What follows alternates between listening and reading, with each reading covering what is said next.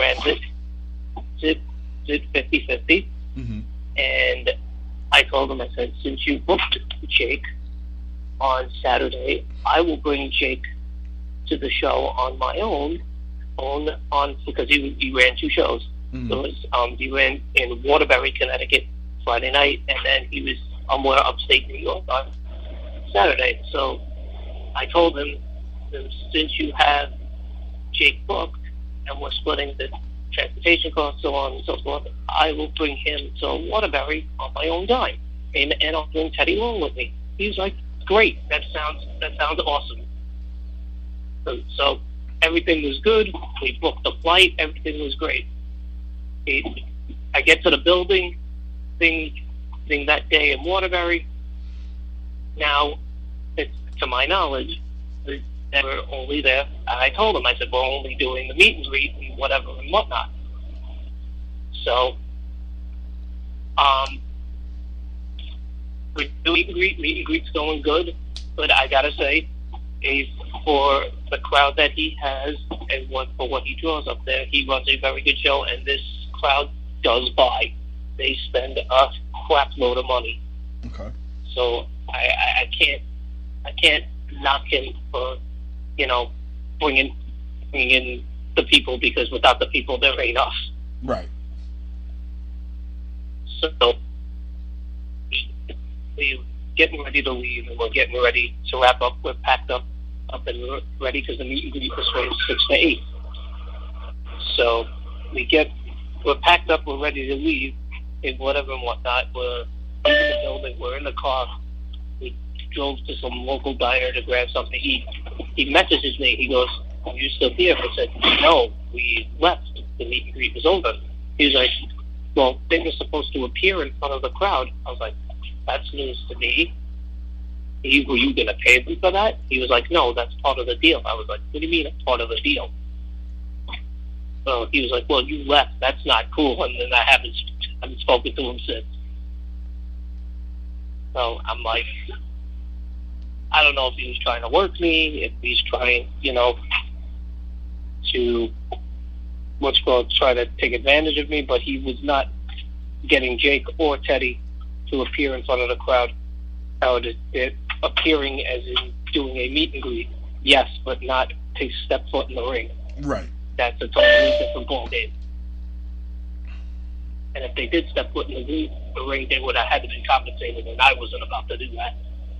Right. And again, to reiterate, he didn't pay for them to be there. You brought them there on your own accord. Yes. All right. So he had Jake. He had Jake on his dime Saturday night. I had them there on my own dime Friday night. Now, on that Friday night, did Jake, in that what was it, upstate New York show, did he appear in front of the crowd? Well, that was originally worked out in the deal. Right, but that was through getting him. Paid. Yes, that was through him. I worked out the entire booking for the weekend and for everybody, so I was able to work that out, where he got his autographs and appear in front of the crowd on the Saturday night. Right. So there was no communication with him to you that he requested Jake Roberts or Teddy Long to appear in front of the crowd on that Connecticut show. No, not at all. Right. So it wasn't a matter of miscommunication. He never brought it up or assumed that was going to happen because he had it happen the night before. Yes. Okay. And that was your first show that you ever did with him? That was my first ever Northeast Wrestling show. And from gimmick standpoint, I did really, really well. But,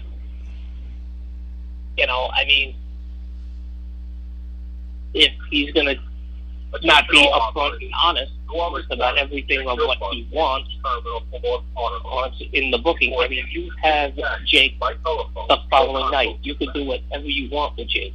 Right. You're paying him. I'm paying him tonight, and this is what he's doing. Right. So,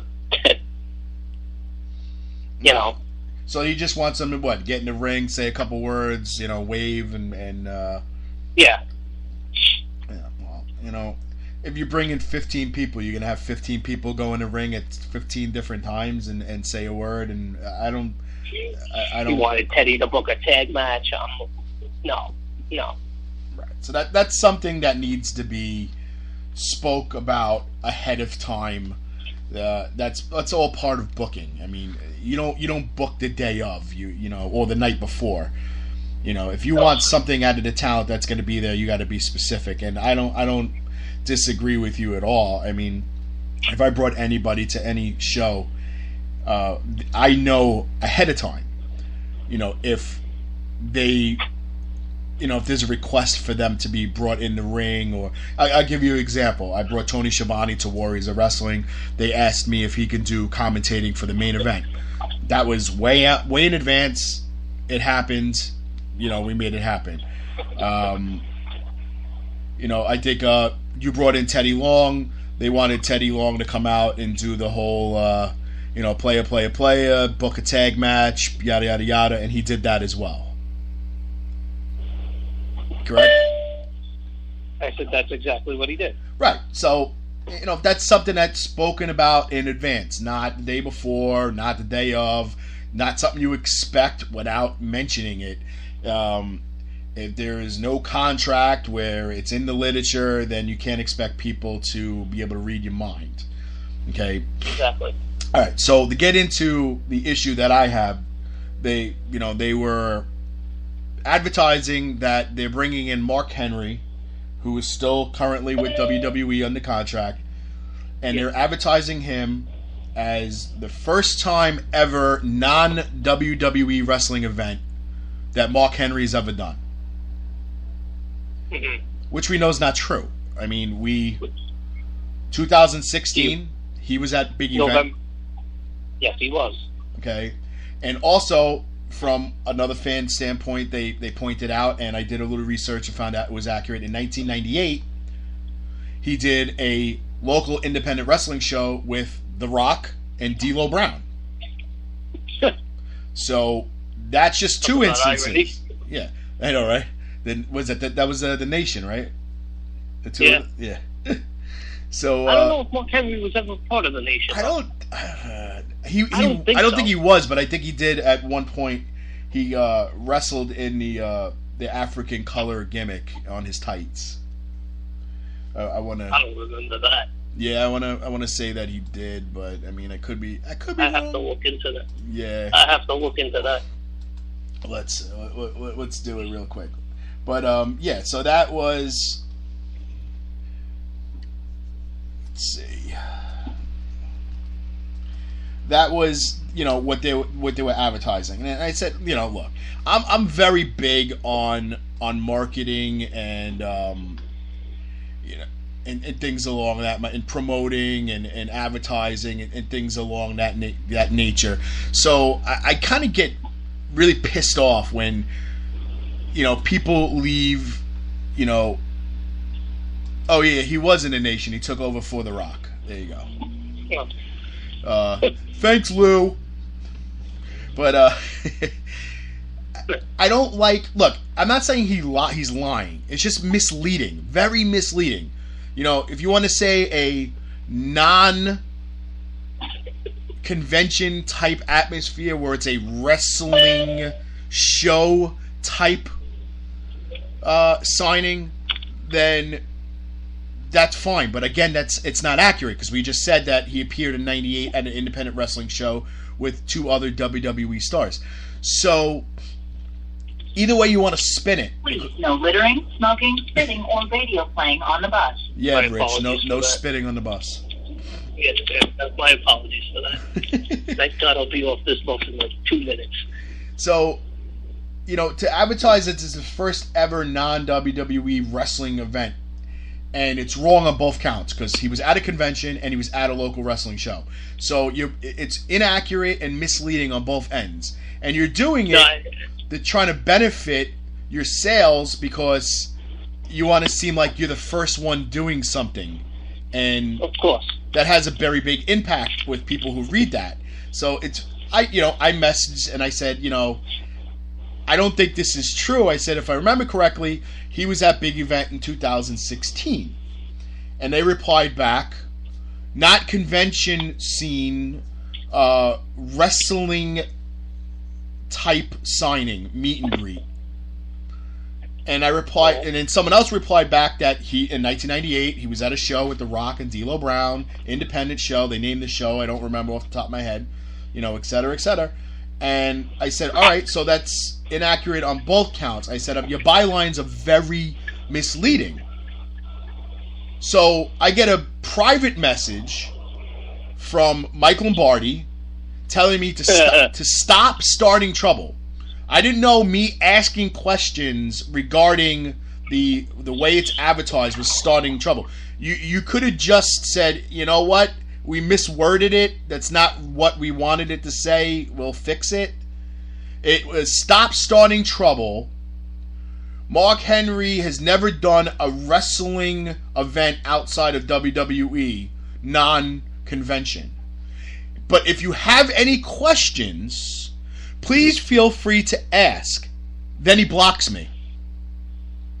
I don't know why. So how do you tell somebody that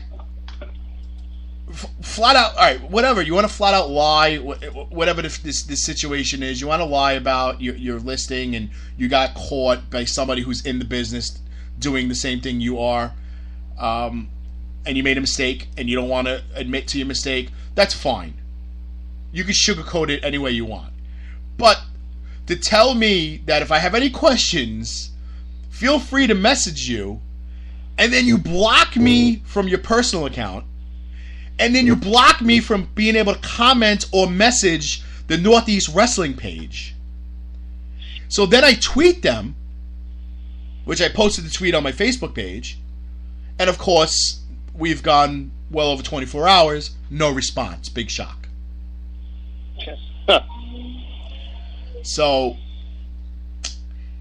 if Mike, you're listening to this at any point, someone I'm sure is going to send this to you, because I'm sure, every wrestle company has their devoted fans that will troll anytime someone says something bad about their hero, and we'll send it to them. And you're listening to this, stop hiding behind your social media. Be a man. Message me. Allow me to reply back to you. If you're going to say the reason why you don't want, you're going to block me, it's because you don't want to hear what I have to say, then why did you message me to begin with?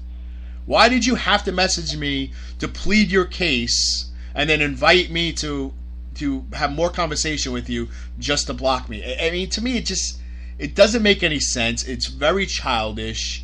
You could say, all right, maybe I'm being immature for ragging on them. The reason why I'm ragging on people like this is because I'm in the business of booking talent for a wrestling show. I'm in the business of booking talent for meet and greets at local businesses. I'm in the business of booking talent for meet and greets at conventions. So when somebody does something stupid like this, it's a reflection on the business as a whole.